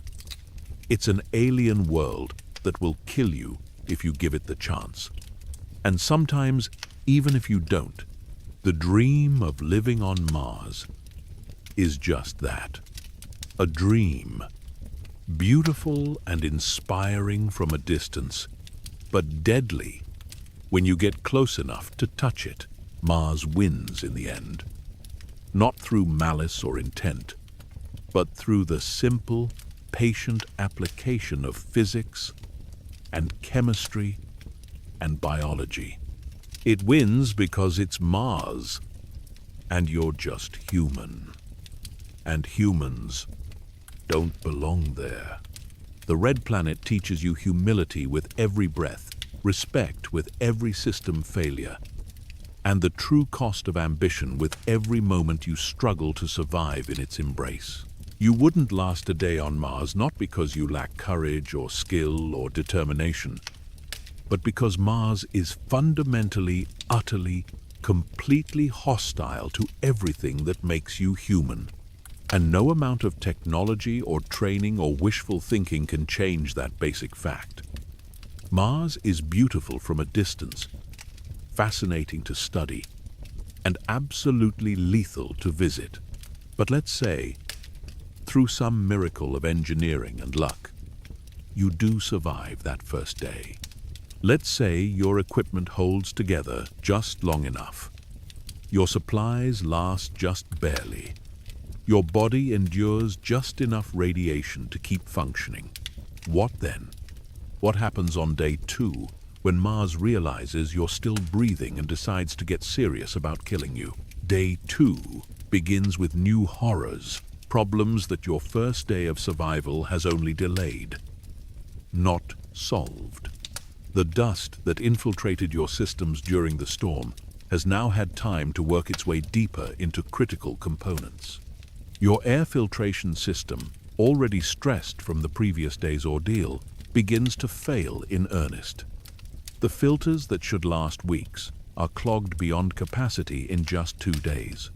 Replacement filters are limited, and each one you use brings you closer to breathing unfiltered Martian atmosphere, which would kill you in minutes.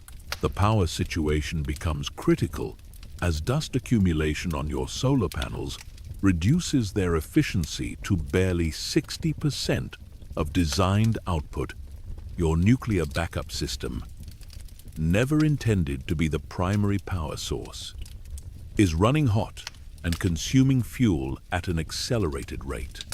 The waste heat it generates creates thermal stress throughout your landing vehicle, warping seals and creating new points of failure. You're caught in an energy deficit that grows worse each day, with no way to generate additional power and no ability to reduce consumption without compromising life support. Your water recycling system begins to show the accumulated stress of processing liquid contaminated with Martian dust and perchlorates. The molecular filters that remove toxins are breaking down, and the biological processes that purify wastewater are being poisoned by the alien chemistry. Your water tastes increasingly metallic and bitter, carrying flavors that shouldn't exist in anything humans consume. Each sip reminds you that you're drinking recycled waste in a concentration that grows more toxic with each cycle. The food situation deteriorates rapidly as the stress of survival burns through your caloric reserves faster than planned. The carefully calculated nutritional requirements assumed normal Earth metabolism, not the constant fight-or-flight response of surviving on a world that wants to kill you. Your body is consuming muscle mass to fuel the energy demands of stress, radiation exposure, and the simple effort of staying warm in an environment that averages 200 degrees below freezing. Sleep becomes a luxury you can't afford, not because you don't need rest, but because the constant threat of equipment failure requires vigilant monitoring. The atmospheric processes that scrub carbon dioxide from your breathing air make alarming noises during their cycles. The heating elements that keep you from freezing solid draw more power than they should, indicating internal faults that will only get worse. Every system warning light becomes a potential death sentence. Every unusual sound a harbinger of catastrophic failure. Your mental state begins to fracture under the accumulated stress of isolation, constant danger, and the growing certainty that you're not going home. The communication delay with Earth becomes a source of profound anguish as you realize that any conversation is really just talking to the past. By the time your words reach Earth and responses return, your situation may have changed completely. You could be dead for 20 minutes before anyone on Earth even knows you're in trouble. The radiation exposure from your first day outside begins to manifest in subtle but alarming ways. Your immune system, compromised by the cellular damage, leaves you vulnerable to infections that your body would normally fight off easily. A small cut on your hand, insignificant on Earth, becomes inflamed and refuses to heal properly. Your white blood cell count is dropping, and there's no medical facility within 40 million miles to provide treatment. By day 3, the cascading failures reach a critical mass. Your primary life support computer develops intermittent faults, causing brief but terrifying interruptions in air circulation and temperature control. The backup computer wasn't designed to handle primary operations for extended periods, and it's showing signs of stress under the increased workload. You find yourself manually monitoring systems that should be automatic, spending precious mental energy on tasks that machines should handle while trying to solve problems that require human creativity and adaptability. The hull of your landing vehicle begins to show signs of structural stress from the extreme temperature cycling. Mars experiences temperature swings of over 300 degrees Fahrenheit between day and night, causing massive thermal expansion and contraction in your habitat's metal structure. Microfractures appear in critical joints, and you can hear the metal groaning and popping as it tries to accommodate the thermal stress. Each cycle weakens the structure a little more, bringing you closer to a catastrophic hull breach that would mean instant death. Your waste processing system reaches its breaking point as the biological components fail under the stress of processing human waste contaminated with Martian toxins. The bacteria that break down organic matter are dying from chemical poisoning, and the mechanical components are clogged with precipitates that shouldn't exist in Earth-normal waste processing. The smell becomes unbearable, a constant reminder of your body's rejection of the alien environment. Food preparation becomes increasingly difficult as your heating elements begin to fail. The frozen provisions that make up the bulk of your supplies require significant energy to thaw and heat to safe consumption temperatures. But with your power situation already critical, every meal becomes a choice between nutrition and life support. You find yourself eating frozen food that your body struggles to digest, wasting precious calories on the simple effort of warming the food internally. The psychological isolation reaches new depths as you realize that the voices from Earth, delayed by distance and time, are speaking to a version of you that no longer exists. The person who landed on Mars full of hope and scientific curiosity is gone, replaced by a survivor focused solely on the next hour, the next system check, the next small victory against a planet that never stops trying to kill you. The mission objectives that brought you here seem like artifacts from another life. Goals conceived by people who never had to choose between scientific discovery and basic survival. Your sleep, when it comes, is filled with dreams of system failures, of hull breaches, of watching your life support numbers tick down to zero while you're powerless to stop them. You wake from these nightmares to find that reality is often worse than the dreams. Warning lights that weren't flashing when you went to sleep now demand immediate attention. Systems that were stable hours ago now require constant adjustment to maintain basic functionality. The dust continues its inexorable assault on every aspect of your survival. It works its way into bearing surfaces, causing mechanical systems to seize up. It coats optical sensors, making navigation and system monitoring unreliable. It builds up electrostatic charges that interfere with communications and computer systems. Each grain of dust is microscopic, but collectively they represent the accumulated hostility of an entire planet focused on breaking down everything that keeps you alive. Your tools begin to fail at an accelerating rate as the Martian environment exceeds their design limitations. Lubricants freeze solid at night and boil away during the day.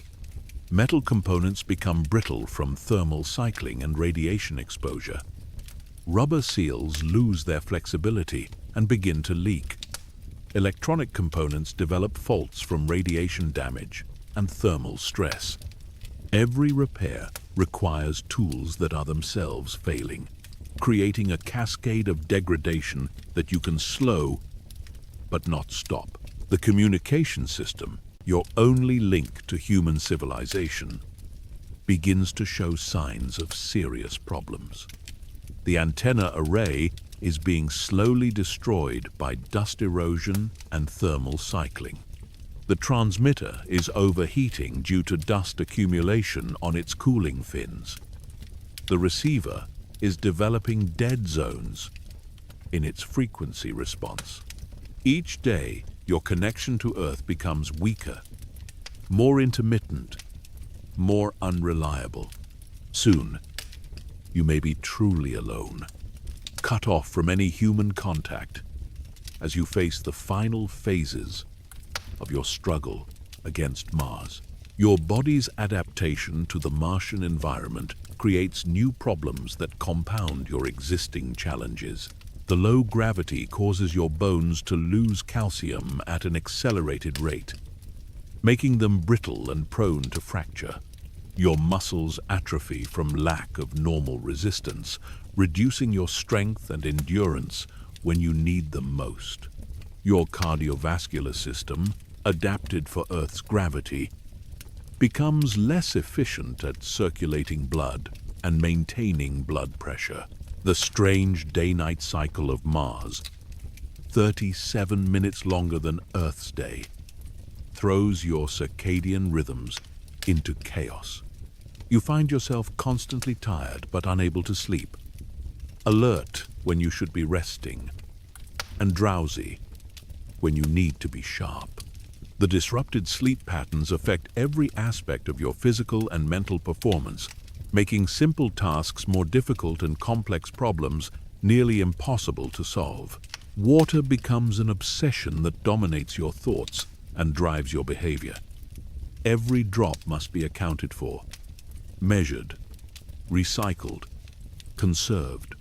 You find yourself calculating the water content of your breath, the moisture lost through perspiration, the efficiency of your recycling systems. The mathematics of survival become a constant mental exercise, balancing inputs and outputs in a zero-sum game where any loss brings you closer to death by dehydration. The air you breathe becomes a limited resource as your recycling systems struggle with contamination and wear. The scrubbers that remove carbon dioxide from your exhaled breath are losing efficiency, allowing dangerous levels of CO2 to build up in your cabin atmosphere. The oxygen generators are consuming power at an unsustainable rate while producing increasingly questionable air quality. Each breath becomes a conscious effort as you monitor your blood oxygen levels and try to optimize your respiratory efficiency. Your heating system reaches a crisis point as the energy required to maintain habitable temperatures exceeds your power generation capacity. You're forced to lower the cabin temperature to dangerous levels, spending most of your time in a state of mild hypothermia that affects your judgment and reaction times. Your extremities are constantly numb, making fine manipulation of controls and equipment nearly impossible. The cold seeps into your bones, a constant reminder that Mars is trying to freeze you solid. The waste heat from your failing life support systems creates its own set of problems. The excess thermal energy has nowhere to go in the thin Martian atmosphere, causing some components to overheat while others freeze. The thermal management systems were designed for steady-state operation, not the chaotic thermal environment created by multiple system failures and emergency operations. Hotspots and cold spots throughout your habitat create additional stress on materials and components. Medical problems begin to manifest as the accumulated stress of survival takes its toll on your body. The radiation exposure causes nausea, fatigue, and a general feeling of illness that gets worse each day. Your immune system, compromised by radiation and stress, leaves you vulnerable to infections. Any injury, no matter how minor, becomes a potential source of sepsis. Your digestive system struggles to process the artificial food, leading to malnutrition even when calories are available. The psychological effects of prolonged isolation reach pathological levels as your mind struggles to cope with the reality of your situation. You find yourself talking to your equipment, assigning personalities and motivations to machines that exist only in your increasingly damaged psyche. The boundary between rational thought and delusion becomes blurred as your brain tries to create social interaction where none exists. Your mission timeline becomes meaningless as survival tasks consume every available moment. The scientific objectives that justified the enormous expense and risk of your journey to Mars are abandoned in favor of basic life support maintenance. The samples you were supposed to collect remain ungathered. The experiments you were supposed to conduct remain unperformed. The data you were supposed to transmit remains unrecorded. Mars has reduced you from an explorer to a refugee, focused solely on the immediate needs of staying alive. The navigation systems that should help you explore the Martian surface become increasingly unreliable as radiation damage and component wear degrade their accuracy. The GPS constellation that you take for granted on Earth doesn't exist on Mars, leaving you dependent on inertial navigation and dead reckoning. The compass spins wildly due to Mars's weak and chaotic magnetic field. Visual navigation is hampered by the monotonous landscape and the dust that obscures distant landmarks. Your habitat becomes both sanctuary and prison, as the hostile environment outside makes any excursion a life-threatening gamble. The walls that protect you from the Martian atmosphere also confine you to an increasingly dysfunctional, artificial environment. The psychological pressure of confinement adds to the stress of survival, creating claustrophobia and anxiety that compound your other problems. Emergency protocols become meaningless when every situation is an emergency, and all your backup systems are already in use. The careful redundancy built into your life support systems evaporates as primary and secondary systems fail in cascade. Your emergency supplies are consumed by situations that weren't anticipated in the mission planning. Your emergency procedures assume the availability of resources and capabilities that no longer exist. The reality of your situation crystallizes into a simple, terrible truth. You are going to die on Mars. Not from a dramatic explosion or sudden catastrophe, but from the slow, patient accumulation of system failures, resource depletion, and biological breakdown. Mars doesn't need to actively try to kill you. It just needs to wait while your technology fails, your supplies run out, and your body succumbs to the accumulated damage of living in an environment that was never meant to support human life. The irony is overwhelming. Humanity spent decades developing the technology to reach Mars, billions of dollars on the engineering to survive there, countless hours training for every conceivable emergency. But none of that preparation accounts for the simple, inexorable reality that Mars is an alien world where humans don't belong. Every breath you take is borrowed time. Every heartbeat, a small victory against the natural order of the universe. The red planet doesn't hate you. It doesn't have emotions or intentions. It simply exists in a state that is fundamentally incompatible with human life. And your presence there is an anomaly that the laws of physics and chemistry are working to correct. The dust that clogs your filters, the cold that saps your power, the radiation that damages your cells, these aren't weapons aimed at you personally. They're just the natural state of a world that evolved without life, without atmosphere, without any of the conditions that make Earth habitable. Your death on Mars will be unremarkable by cosmic standards. Just another example of entropy increasing, of complex systems breaking down, of order returning to chaos. The universe doesn't care about your hopes, your fears, your dreams of exploration and discovery. It judges you only by your ability to maintain the complex chemical and physical processes that constitute life. And by that measure, you're failing a little more each day. The communications delay means that Earth won't know you're dead until minutes or hours after it happens. Your final words, your last status report, your goodbye to everyone you've ever loved, will travel through the vacuum of space long after your body has grown cold in the Martian wasteland. The people who sent you here, who believed in the mission and the technology and the dream of human expansion into space, will learn of your death as a historical fact, something that happened in the past and can't be changed. But perhaps your death won't be entirely meaningless. Perhaps the data from your failing systems, transmitted back to Earth in real time, will help future missions understand the true challenges of Mars survival.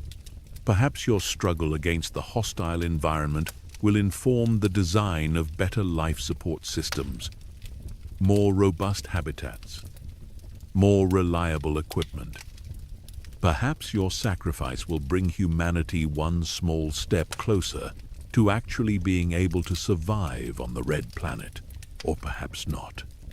Perhaps Mars will simply erase the evidence of your presence, burying your habitat under layers of dust, scattering your equipment across the landscape, returning your atoms to the cosmic recycling bin from which they came. In a few million years, there might be nothing left to show that you were ever there. No trace of your brief and unsuccessful attempt to impose human order on an alien world. Mars is patient. It has been waiting for over 4 billion years, and it can wait forever. Time is on its side. Entropy is its ally, and physics is its enforcer. You are just a temporary disturbance in its eternal stillness, a brief flicker of complexity in a world devoted to simplicity.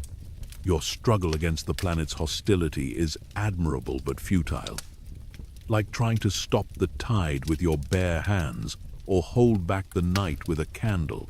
The red planet teaches you the ultimate lesson about human ambition and the scale of the universe. We are not the conquerors of space, destined to spread life and civilization across the cosmos. We are barely surviving inhabitants of one small world, utterly dependent on the narrow range of conditions that make Earth habitable. Mars strips away all our pretensions and reveals us for what we really are. Fragile, temporary arrangements of matter and energy struggling to maintain their organization against the universal tendency toward decay. In the end, Mars doesn't just kill you. It teaches you that you were never really alive in any way that matters to the universe. Your consciousness, your dreams, your love for home and family, these are just patterns in neural networks, electrical and chemical processes that will cease when your brain stops receiving oxygen. The universe won't notice when you're gone. Mars won't remember that you were here. The red planet will continue its slow dance around the sun, patient and eternal and utterly indifferent to human hopes and fears. You wouldn't last a day on Mars because you're human. And Mars is not a human world. It's an alien landscape where every breath is a victory against impossible odds. Every heartbeat a defiance of natural law. The dream of colonizing Mars, of making it humanity's second home, is just that. A dream. Beautiful and inspiring from the safety of Earth, but deadly when you get close enough to touch it. The red planet wins in the end. Not through malice or intent, but through the simple, patient application of physical law. It wins because it's Mars, and you're just human. And humans don't belong there. Every moment you survive on Mars is borrowed time, stolen from a universe that wants to reclaim the energy and matter that make up your temporary existence. Mars is beautiful, fascinating, and absolutely lethal. It offers the ultimate test of human technology and determination. And that test has only one possible outcome. Mars always wins. Always. The red planet doesn't need to try to kill you. It just needs to be itself, and being itself is enough to defeat any human foolish enough to believe they can survive where life itself has never existed. This is the truth about Mars, that no amount of engineering or optimism can change. It's not a world waiting to be terraformed. It's not humanity's backup planet. It's an alien graveyard where human ambition goes to die, slowly and quietly, and with absolute certainty. The red planet is patient, eternal, and utterly, completely, inevitably lethal to anything that dares to call itself alive.